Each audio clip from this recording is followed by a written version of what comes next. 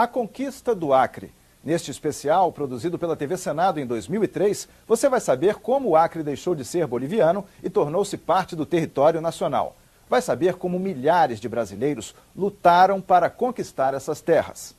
E vai descobrir o que o Brasil deu à Bolívia em troca do Acre. À época, o governo brasileiro comprometeu-se com a construção de uma ferrovia e pagou 2 milhões de libras esterlinas ao governo boliviano. Aplicado em títulos do governo britânico nos últimos 103 anos, isto corresponderia hoje a cerca de 290 milhões de libras, ou 550 milhões de dólares. O Acre é um karma, é um estado kármico, é um estado em que não se nasce à toa e ninguém vem para cá à toa. O Acre para mim é tudo, Chapuri para mim é tudo. O pessoal daqui é muito comunicativo. Você se dá bem com todo mundo. O sentimento de ser acreano para mim é um sentimento de amor, de emoção e de orgulho. Estou bem perto do paraíso, se não já estou nele, né? O Acre para mim é o paraíso.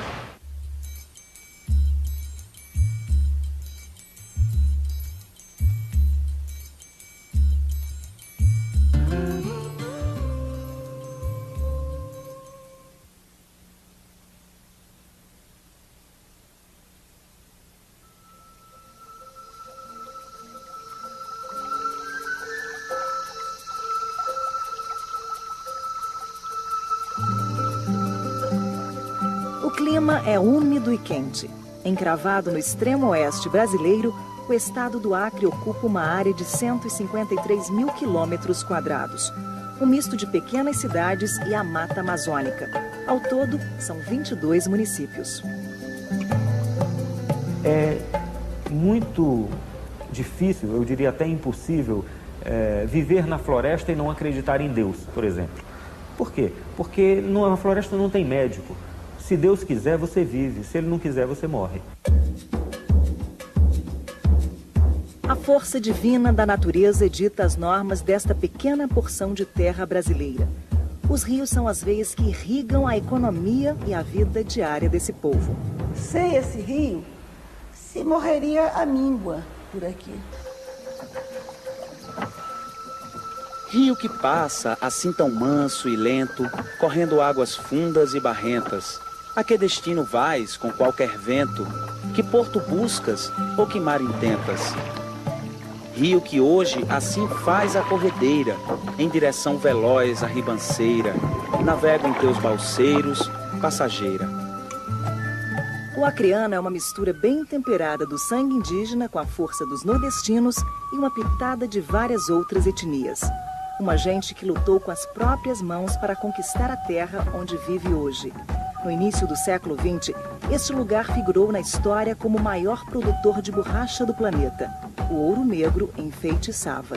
Não se via capim, só via aquele ouro negro da Amazônia. Borracha, borracha, borracha, muitas e muitas. O Acre foi a última área territorial a ser anexada ao Brasil. Apenas em 1903, nosso mapa seria desenhado da forma como o conhecemos hoje. E essa conquista não foi fácil. Se deu com o derramamento de sangue de brasileiros e bolivianos. Uma história que poucos conhecem, mas que enche de orgulho o povo acreano. A identidade acreana, ela está profundamente ligada a este mito de origem que é a Revolução, que é a ânsia de um pertencimento a uma pátria.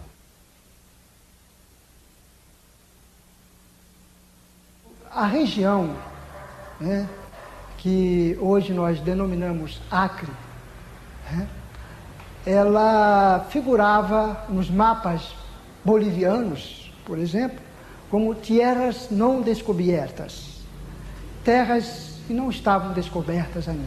Aqui, quem habitavam, naturalmente, eram as diversas comunidades indígenas. As primeiras expedições foram em 1850, a expedição do Manuel Urbano da Encarnação no Rio Purus e a expedição do João da Cunha Correia no Rio Juruá.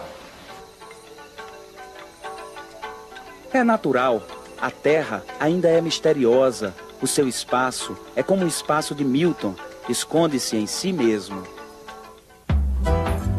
O mistério das chamadas terras não descobertas foi sendo decifrado passo a passo pela chegada dos nordestinos.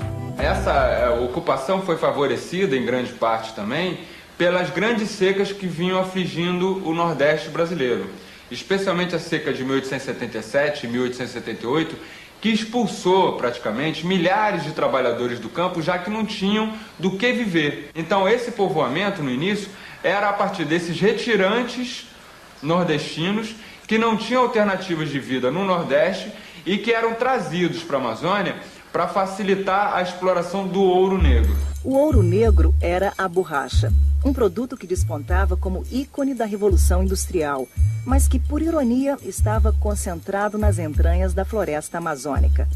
O látex que escorria da seringueira era a matéria-prima da modernidade. À medida em que a borracha atingia cotações altas nas praças de Belém e de Manaus, e internacionalmente. Então era interessante explorar a borracha. Essa expansão da exploração da borracha vai alcançar a região do Acre a partir de 1880. Em 1880, os primeiros povoadores ultrapassam a linha divisória imaginária entre Brasil e Bolívia e começam a exploração dessa região. Em 2 ou 3 anos, todos os rios acreanos já estavam ocupados. Então, entre 1880 e 1883, o Acre já estava povoado por brasileiros. Foi assim que teve início a colonização definitiva daquele pedaço de chão. Os seringais começam a se organizar e a estrutura social toma forma. O seringalista era o dono do seringal. Formava um verdadeiro povoado. Alguns seringais eram grandes, tinha muita gente, tinha uma povoação. Outros eram menores, mais pobres, tinham mesmo mercadoria. Não havia um estabelecimento de uma ordem jurídica no Acre. Quem fazia as leis eram os seringalistas, os chamados ou patrões. Eu prefiro até chamar de patrões. O seringalista escravizava o seringueiro e era escravizado pela casa aviadora.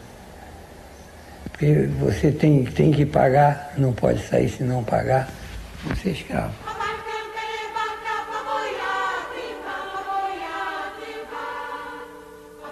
Nesses primeiros tempos, não havia a presença da mulher. Uma sociedade fundamentalmente patriarcal, masculina e machista. A mulher era disputada à tapa. Só que as mulheres também vieram para a região. Elas também adentraram os seringais, também produziram, constituíram famílias, acompanhavam seus maridos no corte de seringa. Desde os primeiros tempos que elas estão aqui. E também serviam de mercadoria. Por exemplo, o melhor seringueiro, o seringueiro que cortasse mais borracha no seringal, ele era premiado muitas vezes com uma mulher, porque o seringalista em Manaus e Belém trazia algumas prostitutas de Manaus e Belém, traziam para cá, e elas se casavam com os seringueiros, se tornavam senhoras aqui, tentando escapar de uma dominação, de uma violência na cidade, vinha tentar a vida aqui na região, e aconteceu isso com muita frequência. A violência não foi apenas contra a mulher. A ânsia pelo ouro negro provocou também uma reviravolta na vida dos primeiros habitantes da selva. A gente era considerado a nada. Se morre todo dia uma pessoa, por mais que tem milhões de pessoas, mas se morre todo dia e ainda ajuda a matar, com certeza se acaba. O índio está certo, foi um massacre. A discriminação era autoritária e cruel. Em meados do século XIX, havia cerca de 250 mil índios na região. Hoje nós teríamos que ter na região cerca de 400 mil índios. Atualmente são apenas 10 mil. Um comportamento característico da época em todo o Brasil.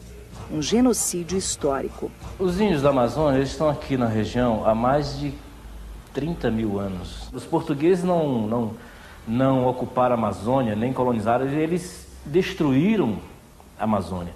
Eles cometeram um genocídio contra as populações indígenas. Eu acho que o mesmo número, a mesma quantidade de seringa e do caucho que saiu da Amazônia, a mesma quantidade de sangue derramada dos corpos indígenas mortos por seringueiros e seringalistas na região. Uma colonização à gandaia. Foi assim que Euclides da Cunha resumiu a ocupação do Acre na segunda metade do século XIX. Não havia uma organização política. Era um pedaço de terra sem lei que pertencia de direito à Bolívia, mas que na prática estava nas mãos de brasileiros. A partir do momento em que seringalistas ou patrões percebem que sem a ordem, a institucionalização da ordem jurídico-política na região seria mais difícil a acumulação, eles vão desejar a ordem.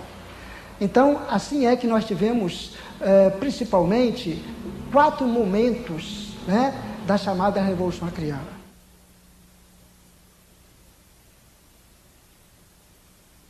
Os bolivianos estavam completamente ausentes e não se importavam com o Acre. Quando eles começaram a se importar, o Acre já estava povoado. Já tinha mais de 15 mil pessoas vivendo no Acre. As primeiras expedições bolivianas para a região do Acre visavam buscar uma forma de escoar essa produção boliviana para o Oceano Atlântico. Mas quando eles fazem essas expedições, que é muito tardio, ou seja, a partir de 1895, o Acre já estava totalmente ocupado por brasileiros.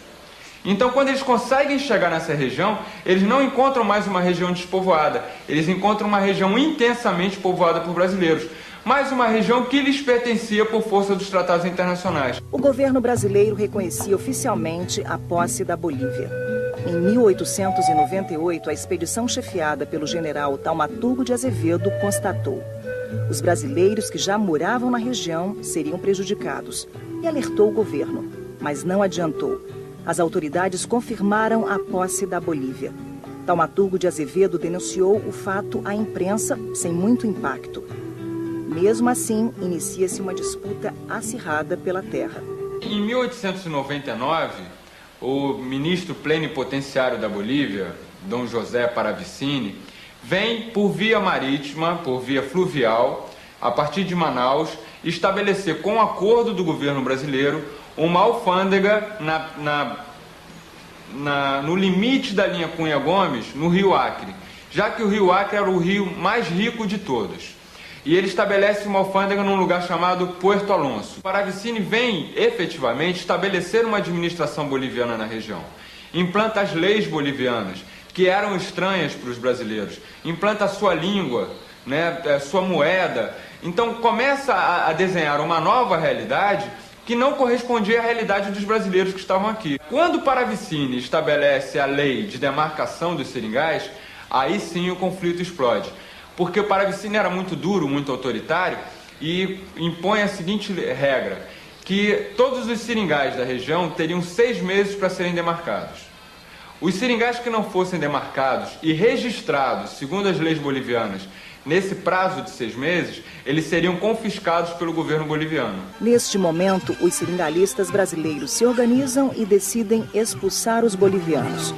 O encontro que deu início à primeira insurreição acreana foi realizado no Seringal Bom Destino, propriedade de Joaquim Vitor.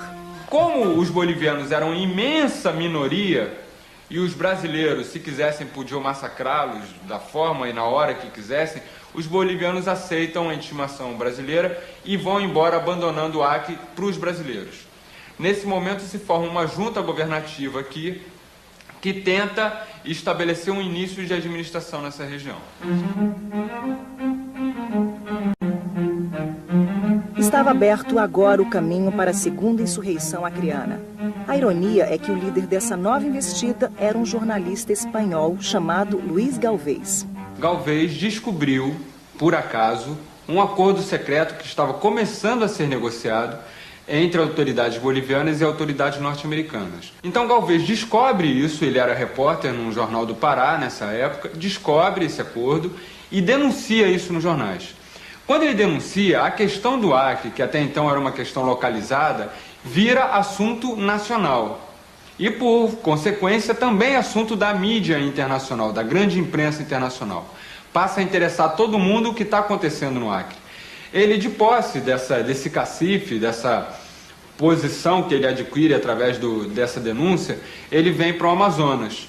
E em Manaus ele estabelece um contato com o governador do Amazonas, que faz uma proposta para que ele viesse para o Acre, para contar esse acordo que ele descobriu lá no Pará e aumentar a sublevação do povo aqui no Acre. Porque interessava intensamente ao governo do Amazonas que o Acre fosse o Brasil. Porque acreditava o Amazonas que se o Acre fosse anexado ao Brasil, seria anexado ao estado do Amazonas. O ano era 1899 e a população do Acre já chegava a 30 mil brasileiros. Mesmo assim, o governo insistia em reconhecer o direito da Bolívia sobre a região. A saída foi então criar o Estado Independente do Acre. Sim, um outro país. Já que o Brasil não nos quer e nós não queremos a Bolívia, nós optamos por ser um novo país. Eles não tinham o objetivo realmente de criar uma república, de criar um novo país. Foi uma estratégia escolhida para alcançar os objetivos.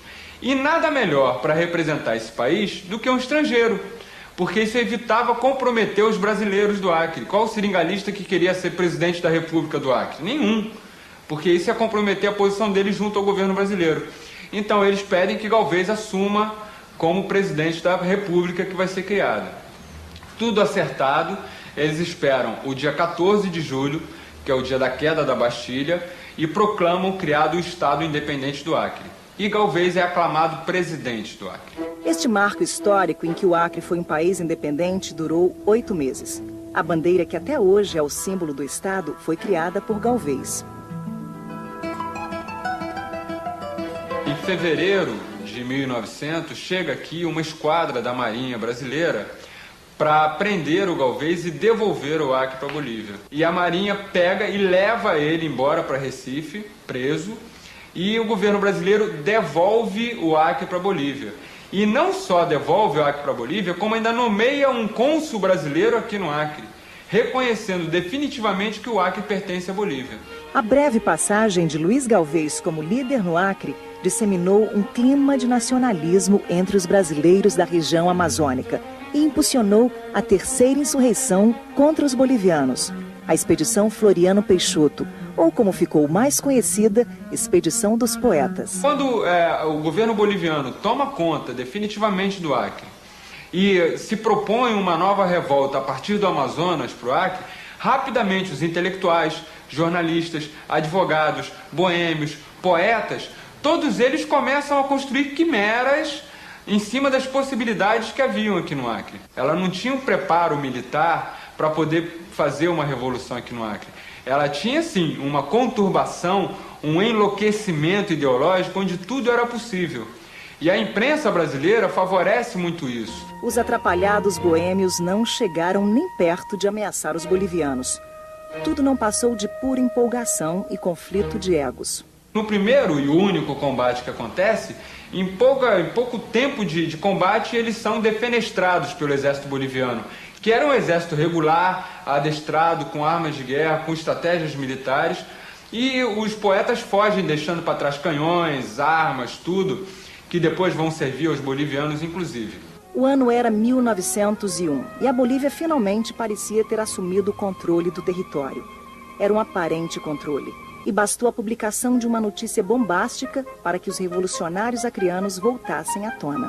Chega nesse momento, a imprensa internacional, especialmente aqui a região acreana, a notícia que o governo boliviano finalmente assume que existe um acordo sendo elaborado com capitalistas norte-americanos e ingleses que estão formando uma companhia comercial do mesmo modelo que foi implantado na África, que se chamou Bolivian Syndicate. Criavam um grupo de exploração muito grande dentro do Brasil, incrustado no Brasil. Tinham vários direitos que viriam hoje colocar a Amazônia mais ainda na mão do americano.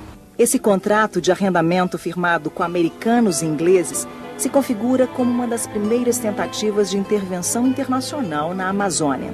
Na época, a notícia despertou o repúdio de autoridades do Judiciário, Executivo e Legislativo. O exemplo foi o senador Rui Barbosa. Então eles se apressam a iniciar um novo movimento revolucionário antes que o Bolivian Syndicate se implante na região. Como o grande problema nos movimentos anteriores tinha sido a inexperiência militar, eles convidam um militar, que estava aqui, um ex-militar, que foi um gaúcho chamado Plácio de Castro, para comandar uma nova etapa do movimento revolucionário, um movimento armado, decididamente militar, em que só um homem com experiência nessa área podia comandar. José Plácido Castro, como nós já tivemos a oportunidade de referir, né? gaúcho de São Gabriel, de uma família de militares, né? Avô e pai militares que tinham inclusive participado da Guerra do Paraguai. Agora sim, os brasileiros do Acre tinham condições de expulsar definitivamente os bolivianos da região. O exército formado por Plácido de Castro reunia seringalistas e seringueiros. A revolução foi financiada pelos seringalistas. O exército acreano reproduz a estrutura social do Acre. Os coronéis são os seringalistas, os homens intermediários, os profissionais liberais são os oficiais do exército e os seringueiros são os soldados. E as mulheres, onde estavam na época das batalhas?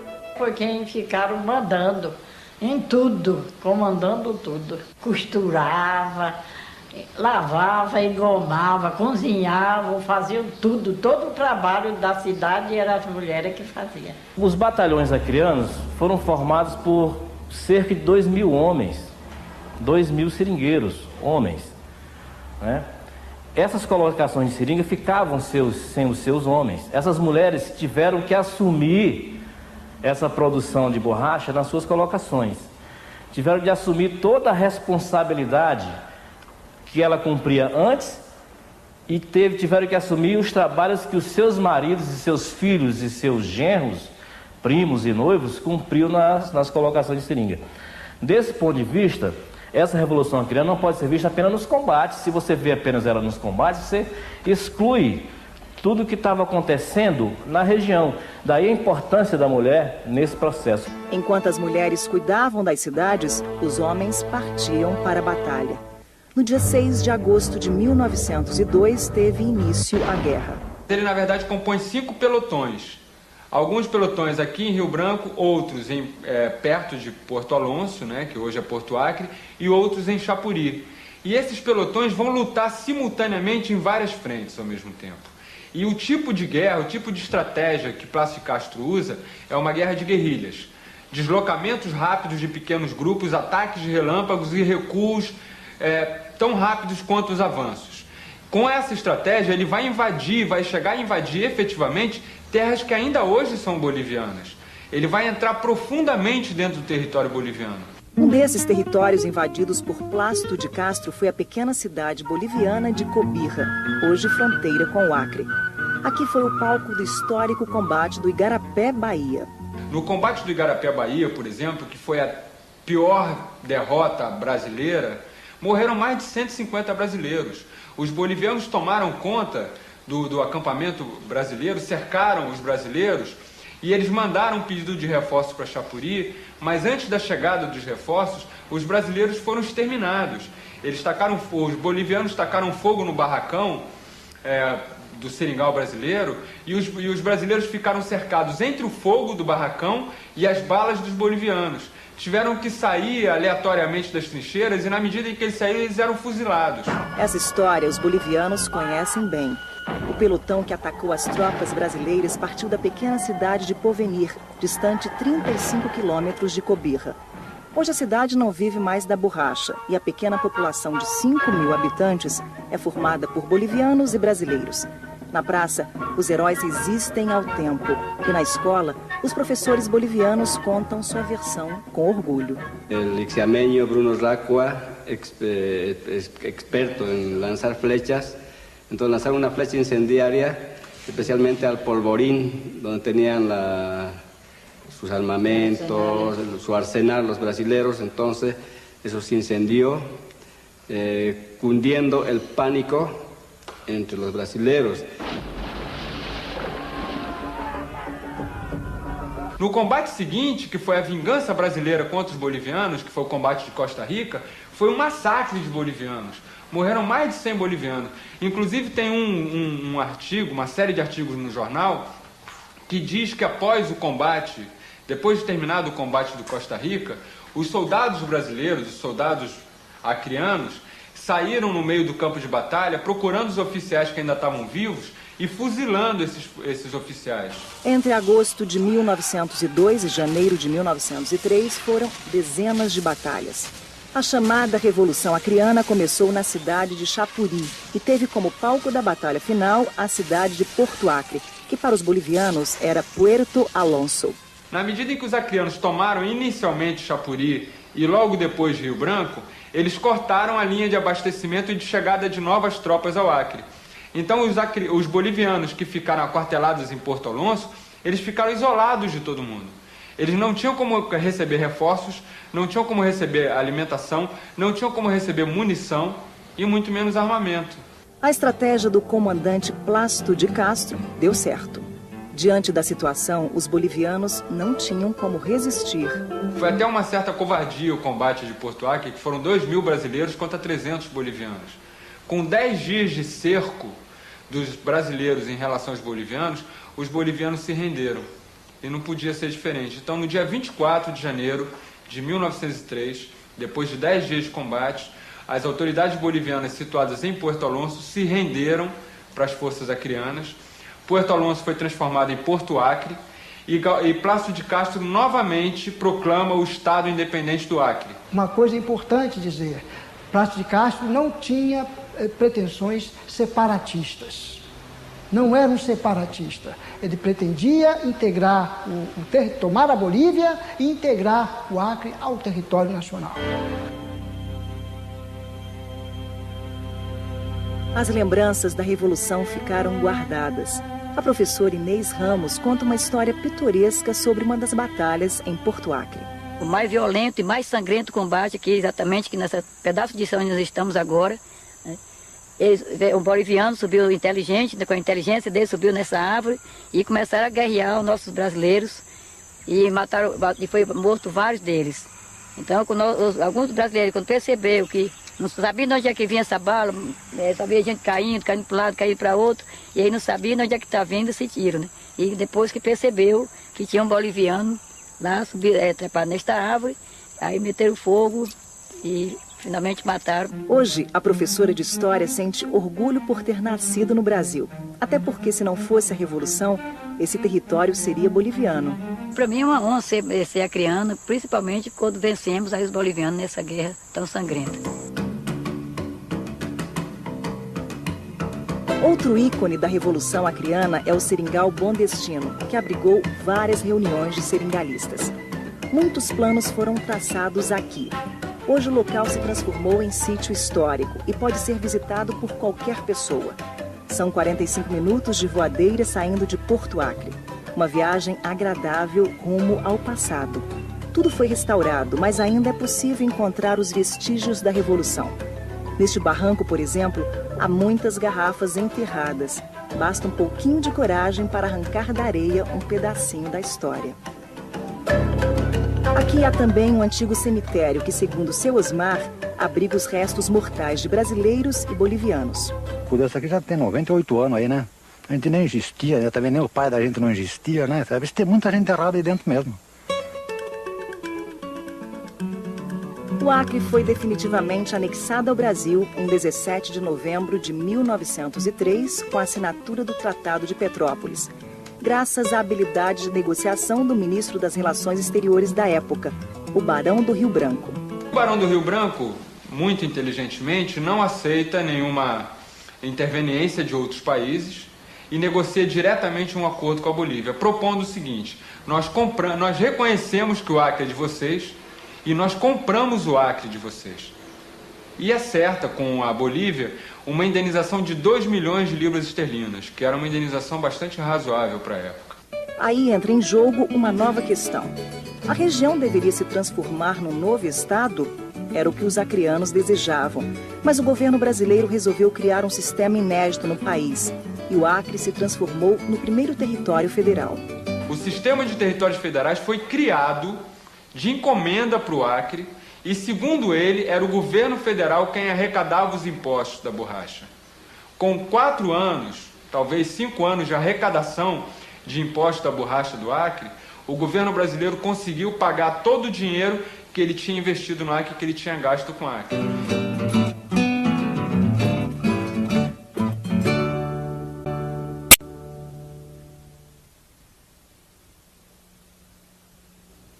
anos se passaram, mas a memória sobrevive. Em maio de 2002, o nome de José Plácido de Castro entrou para o livro dos heróis da pátria. Neste momento estamos comemorando o chamado centenário da Revolução Acreana e a figura de Plácido de Castro deve ser colocada em seu justo lugar. Seu justo lugar. Nem herói místico, nem sagrado, mas o homem dentro do seu tempo, no seu contexto, né, com ideias patrióticas, um nacionalista, sem dúvida. A Revolução Acreana é fantástica, é uma coisa louca.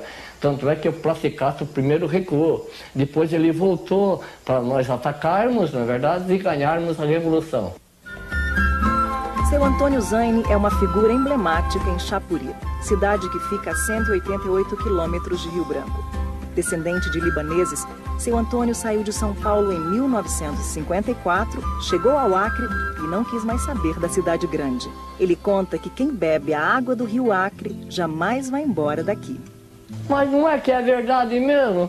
Há 48 anos eu continuo bebendo dessa água maravilhosa, dessa água que jorra da terra de Chapuri, do rio Acre. Desde quando chegou por essas bandas, seu Antônio recolhe e guarda as relíquias históricas de Chapuri. Aqui no armazém, entre as mercadorias, ele coleciona de tudo. Nesta casa, ele montou um museu. Não tem ajuda de ninguém, mas não importa. Seu Antônio é um exemplo de força e alegria. Aos 75 anos, não para quieto e exibe com orgulho sua coleção de armas da época da Revolução. Está aqui o Papo Amarelo, que os seringanistas se comunicavam com tiros. De colocações em colocações, os comboios entravam para levar armas, munições e instruções. Está aqui o Papo Amarelo, está aqui a cartucheira, está aqui o rifle, está aqui a garrucha para pequenas caças.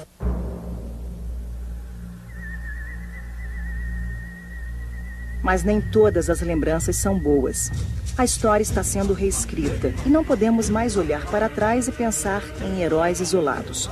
As etnias indígenas do Acre lutam pela remarcação de suas terras e questionam o objetivo da chamada Revolução Acreana. A revolução maior não foi entre o brasileiro, o peruano, o boliviano. Eu acho que a revolução maior foi contra os povos indígenas. Apesar de todo o massacre histórico contra os índios, existe hoje uma consciência muito forte que combate o preconceito e busca restabelecer a vida na floresta. A gente começou a segurar, né? Eu acho que começamos a valorizar mais, né?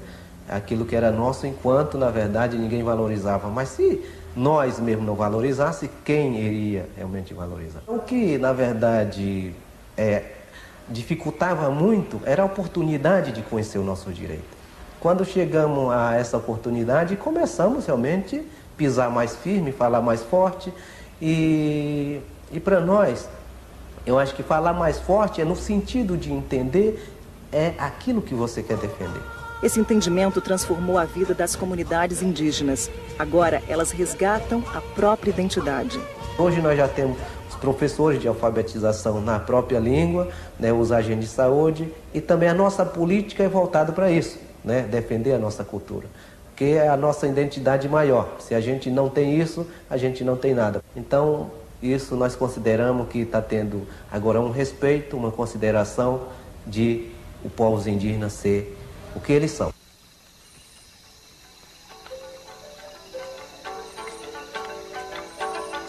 O rio e a floresta continuam sendo a força da economia acreana.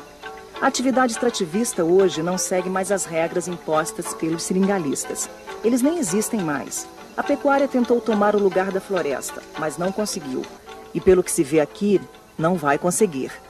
A mesma organização e consciência que os índios acreanos esbanjam podem ser encontradas nas cooperativas, que reúnem os seringueiros e castanheiros. Nós estamos numa política de parar de queimar e fazer com que a floresta se mantenha virgem para toda a vida. Neste seringal, a vida corre sem pressa. E a floresta é a responsável pela sobrevivência das 75 famílias que vivem aqui. Dela sai a castanha e a borracha. A castanha, assim, é o extrativismo falado, porque a gente colhe aquilo que a floresta produz sem destruí-la. Essa nossa região aqui é uma das regiões mais ricas de castanha, acho que do Acre, porque nesse percurso aqui de 24 mil hectares, com 75 famílias, a gente tem, ela chega a dar 400 toneladas bruta anual.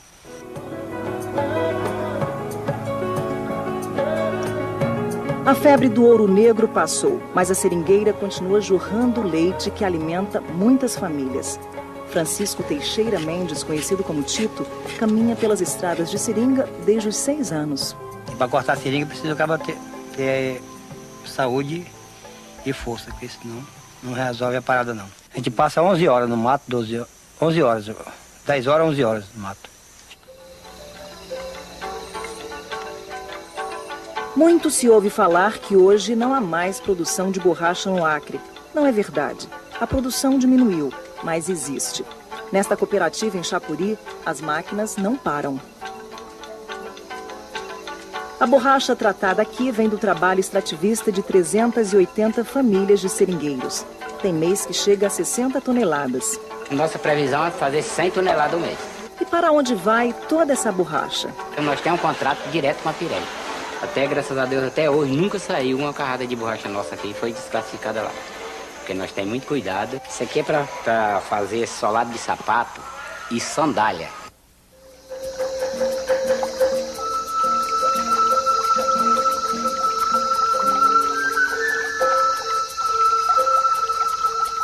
Parte de toda essa mudança e conscientização pelas coisas da floresta nasceu com a luta de Chico Mendes. O Chico Mendes era delegado, era presidente do sindicato, né? Aí ele começou a falar que a floresta era muito importante para não derrubar ela, porque era a vida das pessoas que moravam na floresta. A floresta hoje, para mim, como já uma pessoa de bastante experiência, de ter nascido na floresta e estou com essa idade morando na floresta, ela significa para mim a vida. Porque eu nasci dentro da floresta, me criei e hoje eu moro dentro e vivo bem. Não tenho emprego nenhum, meu emprego é a floresta que me dá.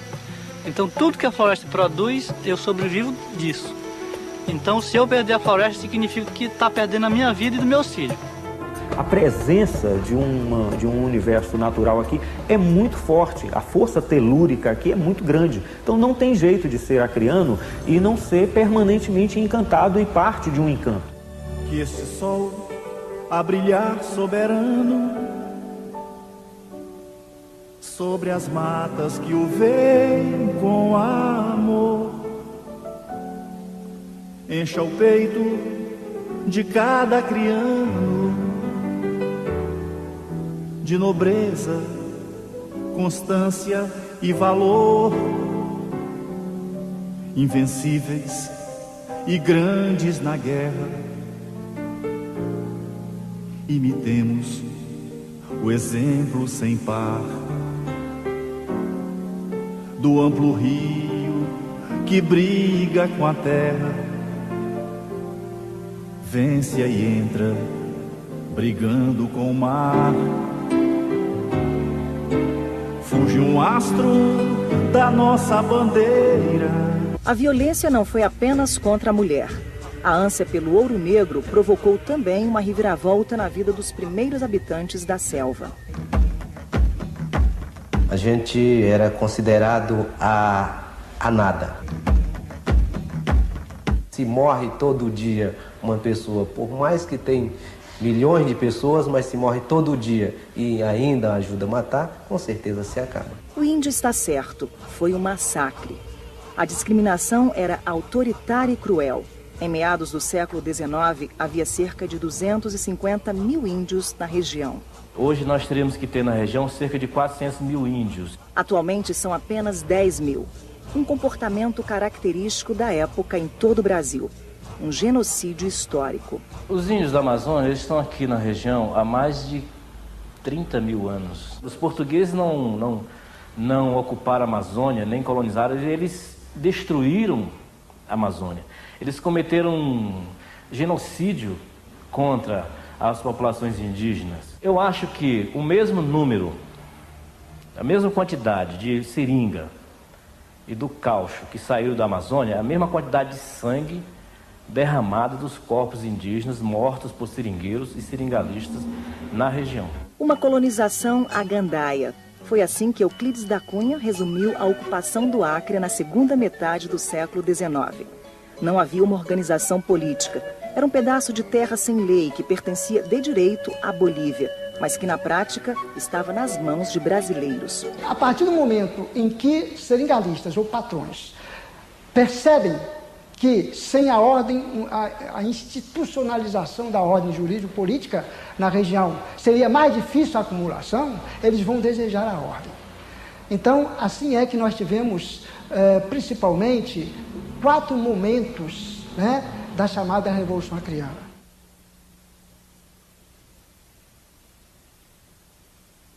Os bolivianos estavam completamente ausentes e não se importavam com o Acre. Quando eles começaram a se importar, o Acre já estava povoado. Já tinha mais de 15 mil pessoas vivendo no Acre. As primeiras expedições bolivianas para a região do Acre visavam buscar uma forma de escoar essa produção boliviana para o Oceano Atlântico. Mas quando eles fazem essas expedições, que é muito tardio, ou seja, a partir de 1895, o Acre já estava totalmente ocupado por brasileiros. Então, quando eles conseguem chegar nessa região, eles não encontram mais uma região despovoada, eles encontram uma região intensamente povoada por brasileiros, mas uma região que lhes pertencia por força dos tratados internacionais. O governo brasileiro reconhecia oficialmente a posse da Bolívia. Nosso enquanto, na verdade, ninguém valorizava, mas se nós mesmo não valorizasse, quem iria realmente valorizar? O que, na verdade, dificultava muito era a oportunidade de conhecer o nosso direito. Quando chegamos a essa oportunidade, começamos realmente a pisar mais firme, falar mais forte. E para nós, eu acho que falar mais forte é no sentido de entender aquilo que você quer defender. Esse entendimento transformou a vida das comunidades indígenas. Agora, elas resgatam a própria identidade.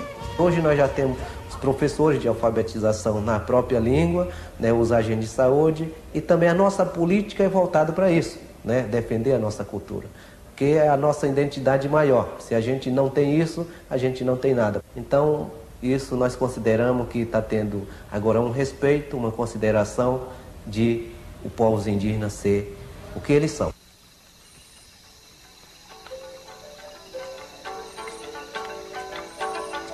O rio e a floresta continuam sendo a força da economia acreana.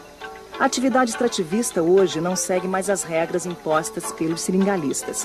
Eles nem existem mais. A pecuária tentou tomar o lugar da floresta, mas não conseguiu. E pelo que se vê aqui, não vai conseguir. A mesma organização e consciência que os índios acreanos esbanjam podem ser encontradas nas cooperativas, que reúnem os seringueiros e castanheiros. Nós estamos numa política de parar de queimar, de fazer com que a floresta se mantenha virgem para toda a vida. Neste seringal, a vida corre sem pressa. E a floresta é a responsável pela sobrevivência das 75 famílias que vivem aqui. Dela sai a castanha e a borracha. A castanha, sim, é o extrativismo falado, porque a gente colhe aquilo que a floresta produz sem destruí-la. Essa nossa região aqui é uma das regiões mais ricas de castanha, acho que do Acre. Porque nesse percurso aqui de 24 mil hectares, com 75 famílias, a gente ela chega a dar 400 toneladas bruta anual.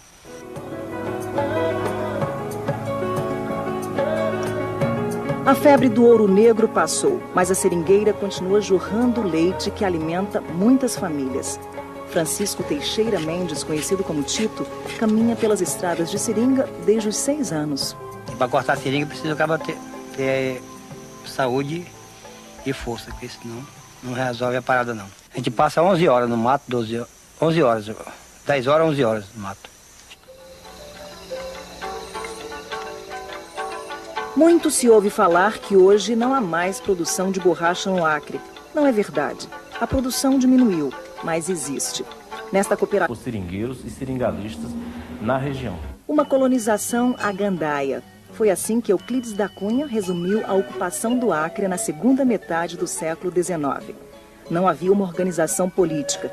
Era um pedaço de terra sem lei que pertencia de direito à Bolívia, mas que na prática estava nas mãos de brasileiros. A partir do momento em que seringalistas ou patrões percebem que sem a ordem, a institucionalização da ordem jurídico-política na região seria mais difícil a acumulação, eles vão desejar a ordem. Então, assim é que nós tivemos, principalmente, 4 momentos, né, da chamada Revolução Acreana.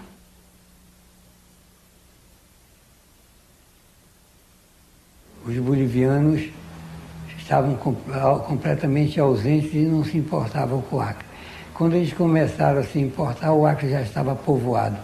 Já tinha mais de 15 mil pessoas vivendo no Acre. As primeiras expedições bolivianas para a região do Acre visavam buscar uma forma de escoar essa produção boliviana para o Oceano Atlântico. Mas quando eles fazem essas expedições, que é muito tardio, ou seja, a partir de 1895, o Acre já estava totalmente ocupado por brasileiros. Então, quando eles conseguem chegar nessa região, eles não encontram mais uma região despovoada, eles encontram uma região intensamente povoada por brasileiros, mas uma região que lhes pertencia por força dos tratados internacionais. O governo brasileiro reconhecia oficialmente a posse da Bolívia.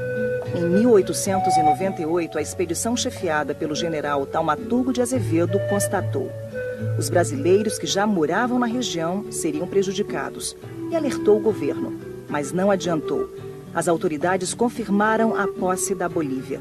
Taumaturgo de Azevedo denunciou o fato à imprensa sem muito impacto. Mesmo assim, inicia-se uma disputa acirrada pela terra. Em 1899, o ministro plenipotenciário da Bolívia, Dom José Paravicini, vem por via marítima, por via fluvial, a partir de Manaus, estabelecer com acordo do governo brasileiro uma alfândega no limite da linha Cunha Gomes, no Rio Acre, já que o Rio Acre era o rio mais rico de todos. E ele estabelece uma alfândega num lugar chamado Puerto Alonso. Paravicini vem, efetivamente, estabelecer uma administração boliviana na região. Implanta as leis bolivianas, que eram estranhas para os brasileiros. Implanta a sua língua, né, sua moeda.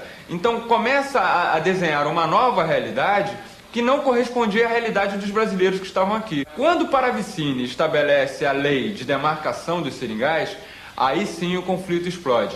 Porque Paravicini estabelecer uma administração boliviana na região, implanta as leis bolivianas, que eram estranhas para os brasileiros, implanta a sua língua, né, sua moeda. Então começa a desenhar uma nova realidade que não correspondia à realidade dos brasileiros que estavam aqui. Quando Paravicini estabelece a lei de demarcação dos seringais, aí sim o conflito explode. Porque o Paravicini era muito duro, muito autoritário, e impõe a seguinte regra, que todos os seringais da região teriam 6 meses para serem demarcados.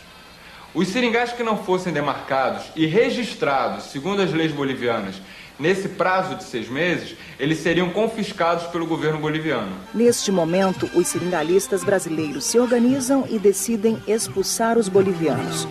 O encontro que deu início à primeira insurreição acreana foi realizado no Seringal Bom Destino, propriedade de Joaquim Vitor. Como os bolivianos eram imensa minoria e os brasileiros, se quisessem, podiam massacrá-los da forma e na hora que quisessem, os bolivianos aceitam a intimação brasileira e vão embora abandonando o Acre para os brasileiros. Nesse momento se forma uma junta governativa aqui que tenta estabelecer um início de administração nessa região. Estava aberto agora o caminho para a segunda insurreição acreana. A ironia é que o líder dessa nova investida era um jornalista espanhol chamado Luiz Galvez. Galvez descobriu, por acaso, um acordo secreto que estava começando a ser negociado entre autoridades bolivianas e autoridades norte-americanas. Então Galvez descobre isso, ele era repórter num jornal do Pará nessa época, descobre esse acordo e denuncia isso nos jornais. Quando ele denuncia, a questão do Acre, que até então era uma questão localizada, vira assunto nacional. E, por consequência, também assunto da mídia internacional, da grande imprensa internacional. passa a interessar todo mundo o que está acontecendo no Acre. Ele, de posse desse cacife, dessa posição que ele adquire através dessa denúncia, ele vem para o Amazonas. E em Manaus ele estabelece um contato com o governador do Amazonas, que faz uma proposta para que ele viesse para o Acre, para contar esse acordo que ele descobriu lá no Pará e aumentar a sublevação do povo aqui no Acre. Porque interessava intensamente ao governo do Amazonas que o Acre fosse o Brasil. Porque acreditava o Amazonas que se o Acre fosse anexado ao Brasil, seria anexado ao estado do Amazonas. O ano era 1899 e a população do Acre já chegava a 30 mil brasileiros. Mesmo assim, o governo insistia em reconhecer o direito da Bolívia sobre a região. A saída foi então criar o Estado Independente do Acre. Senador Rui Barbosa. Então eles se apressam a iniciar um novo movimento revolucionário antes que o Bolivian Syndicate se implante na região. Como o grande problema nos movimentos anteriores tinha sido a inexperiência militar, eles convidam um militar, que estava aqui, um ex-militar, que foi um gaúcho chamado Plácido de Castro, para comandar uma nova etapa do movimento revolucionário, um movimento armado, decididamente militar, em que só um homem com experiência nessa área podia comandar. José Plácido de Castro, como nós já tivemos a oportunidade de referir, né? gaúcho de São Gabriel, de uma família de militares, né? Avô e pai militares que tinham inclusive participado da Guerra do Paraguai. Agora sim, os brasileiros do Acre tinham condições de expulsar definitivamente os bolivianos da região. O exército formado por Plácido de Castro reunia seringalistas e seringueiros. A revolução foi financiada pelos seringalistas. O exército acreano reproduz a estrutura social do Acre. Os coronéis são os seringalistas, os homens intermediários, os profissionais liberais são os oficiais do exército e os seringueiros são os soldados. E as mulheres, onde estavam na época das batalhas? Foi quem ficaram mandando em tudo, comandando tudo. Costurava, lavava, engomava, cozinhava, faziam tudo. Todo o trabalho da cidade era as mulheres que faziam. Os batalhões acreanos foram formados por cerca de 2.000 homens, 2.000 seringueiros, homens, né? Essas colocações de seringa ficavam sem os seus homens. Essas mulheres tiveram que assumir essa produção de borracha nas suas colocações. Tiveram de assumir toda a responsabilidade que ela cumpria antes e tiveram que assumir os trabalhos que os seus maridos e seus filhos e seus genros, primos e noivos, cumpriam nas colocações de seringa. Desse ponto de vista, essa revolução acreana não pode ser vista apenas nos combates. Se você vê apenas ela nos combates, você exclui tudo o que estava acontecendo na região. Daí a importância da mulher nesse processo. Enquanto as mulheres cuidavam das cidades, os homens partiam para a batalha. No dia 6 de agosto de 1902, teve início a guerra. Ele, na verdade, compõe 5 pelotões. Alguns pelotões aqui em Rio Branco, outros perto de Porto Alonso, né, que hoje é Porto Acre, e outros em Chapuri. E esses pelotões vão lutar simultaneamente em várias frentes ao mesmo tempo. E o tipo de guerra, o tipo de estratégia que Plácido de Castro usa é uma guerra de guerrilhas. Deslocamentos rápidos de pequenos grupos, ataques de relâmpagos e recuos tão rápidos quanto os avanços. Com essa estratégia, ele vai chegar a invadir efetivamente. Ele era repórter num jornal do Pará nessa época, descobre esse acordo e denuncia isso nos jornais. Quando ele denuncia, a questão do Acre, que até então era uma questão localizada, vira assunto nacional. E, por consequência, também assunto da mídia internacional, da grande imprensa internacional. Passa a interessar todo mundo o que está acontecendo no Acre. Ele, de posse desse cacife, dessa posição que ele adquire através dessa denúncia, ele vem para o Amazonas. E em Manaus ele estabelece um contato com o governador do Amazonas, que faz uma proposta para que ele viesse para o Acre, para contar esse acordo que ele descobriu lá no Pará e aumentar a sublevação do povo aqui no Acre. Porque interessava intensamente ao governo do Amazonas que o Acre fosse o Brasil. Porque acreditava o Amazonas que se o Acre fosse anexado ao Brasil, seria anexado ao estado do Amazonas. O ano era 1899 e a população do Acre já chegava a 30 mil brasileiros. Mesmo assim, o governo insistia em reconhecer o direito da Bolívia sobre a região. A saída foi então criar o Estado Independente do Acre. Sim, um outro país. Já que o Brasil não nos quer e nós não queremos a Bolívia, nós optamos por ser um novo país. Eles não tinham o objetivo realmente de criar uma república, de criar um novo país. Foi uma estratégia escolhida para alcançar os objetivos. E nada melhor para representar esse país do que um estrangeiro, porque isso evitava comprometer os brasileiros do Acre. Qual o seringalista que queria ser presidente da República do Acre? Nenhum, porque isso ia comprometer a posição deles junto ao governo brasileiro. Então eles pedem que Galvez assuma como presidente da República que vai ser criada. Tudo acertado, eles esperam o dia 14 de julho, que é o dia da queda da Bastilha, e proclamam criado o Estado Independente do Acre. E Galvez é aclamado presidente do Acre. Este marco histórico em que o Acre foi um país independente durou 8 meses. A bandeira, que até hoje é o símbolo do Estado, foi criada por Galvez.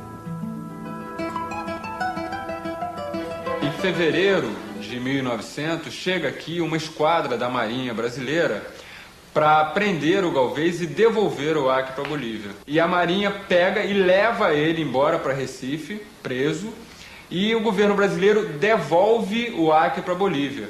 E não só devolve o Acre para a Bolívia, como ainda nomeia um cônsul brasileiro aqui no Acre, reconhecendo definitivamente que o Acre pertence à Bolívia.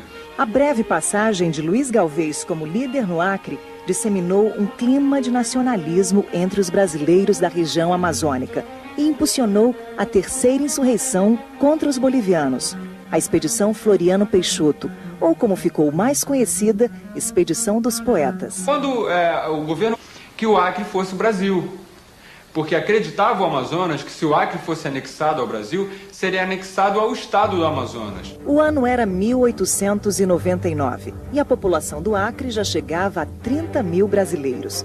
Mesmo assim, o governo insistia em reconhecer o direito da Bolívia sobre a região. A saída foi então criar o Estado Independente do Acre.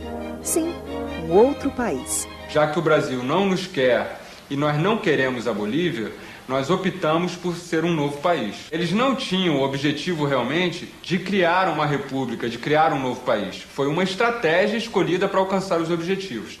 E nada melhor para representar esse país do que um estrangeiro, porque isso evitava comprometer os brasileiros do Acre. Qual o seringalista que queria ser presidente da República do Acre? Nenhum, porque isso ia comprometer a posição deles junto ao governo brasileiro. Então eles pedem que Galvez assuma como presidente da República que vai ser criada. Tudo acertado, eles esperam o dia 14 de julho, que é o dia da queda da Bastilha, e proclamam criado o Estado Independente do Acre. E Galvez é aclamado presidente do Acre. Este marco histórico em que o Acre foi um país independente durou 8 meses. A bandeira, que até hoje é o símbolo do Estado, foi criada por Galvez. Em fevereiro de 1900, chega aqui uma esquadra da Marinha Brasileira para prender o Galvez e devolver o Acre para a Bolívia. E a Marinha pega e leva ele embora para Recife, preso, e o governo brasileiro devolve o Acre para a Bolívia. E não só devolve o Acre para a Bolívia, como ainda nomeia um cônsul brasileiro aqui no Acre, reconhecendo definitivamente que o Acre pertence à Bolívia.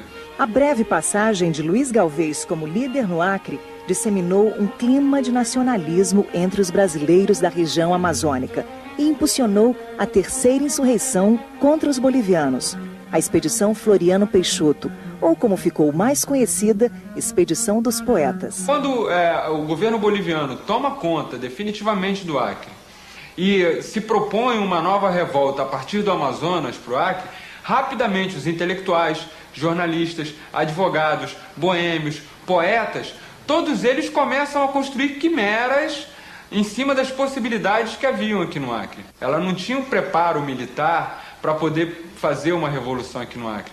Ela tinha, sim, uma conturbação, um enlouquecimento ideológico onde tudo era possível. E a imprensa brasileira favorece muito isso. Os atrapalhados boêmios não chegaram nem perto de ameaçar os bolivianos. Tudo não passou de pura empolgação e conflito de egos.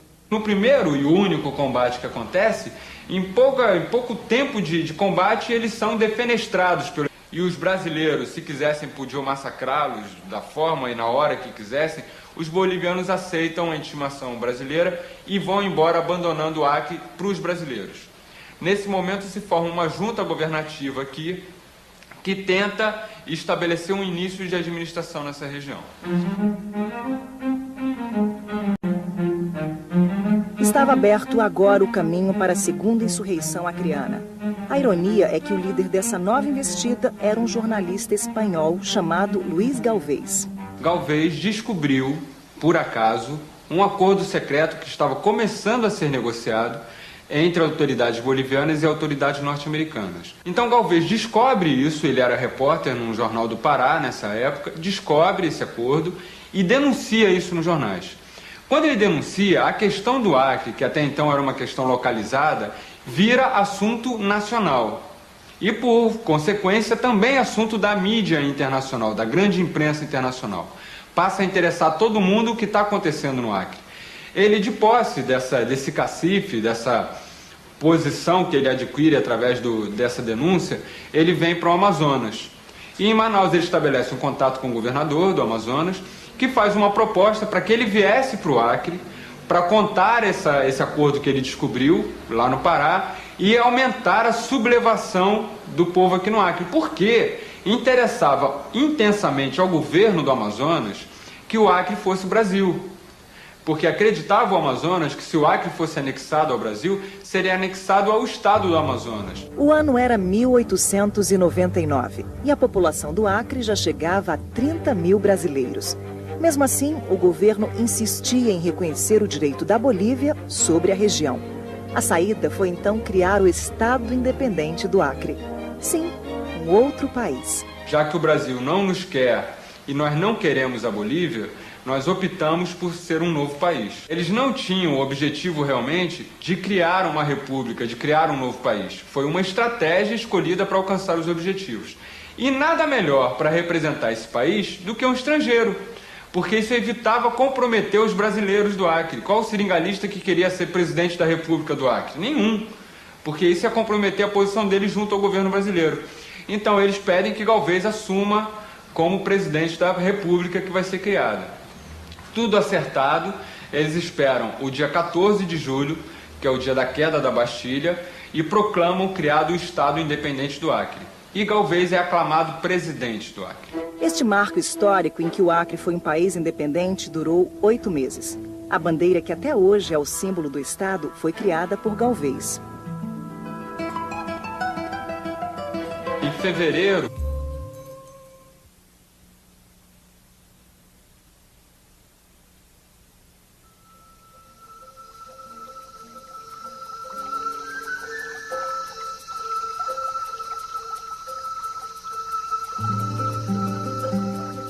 O clima é úmido e quente. Encravado no extremo oeste brasileiro, o estado do Acre ocupa uma área de 153 mil quilômetros quadrados. Um misto de pequenas cidades e a mata amazônica. Ao todo, são 22 municípios. É muito difícil, eu diria até impossível, viver na floresta e não acreditar em Deus, por exemplo.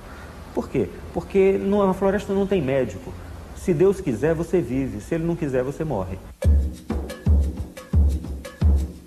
A força divina da natureza edita as normas desta pequena porção de terra brasileira. Os rios são as veias que irrigam a economia e a vida diária desse povo. Sem esse rio, se morreria a míngua por aqui. Rio que passa, assim tão manso e lento, correndo águas fundas e barrentas. A que destino vais com qualquer vento? Que porto buscas ou que mar intentas? Rio que hoje assim faz a corredeira, em direção veloz à ribanceira, navegam teus balseiros, passageira. O acreano é uma mistura bem temperada do sangue indígena com a força dos nordestinos e uma pitada de várias outras etnias. Uma gente que lutou com as próprias mãos para conquistar a terra onde vive hoje. No início do século XX, este lugar figurou na história como o maior produtor de borracha do planeta. O ouro negro enfeitiçava. não se via capim, só via aquele ouro negro da Amazônia. Borracha, borracha, borracha, muitas e muitas. O Acre foi a última área territorial a ser anexada ao Brasil. Apenas em 1903, nosso mapa seria desenhado da forma como o conhecemos hoje. E essa conquista não foi fácil. Se deu com o derramamento de sangue de brasileiros e bolivianos. Uma história que poucos conhecem, mas que enche de orgulho o povo acreano. A identidade acreana, ela está profundamente ligada a este mito de origem que é a Revolução, que é a ânsia de um pertencimento a uma pátria.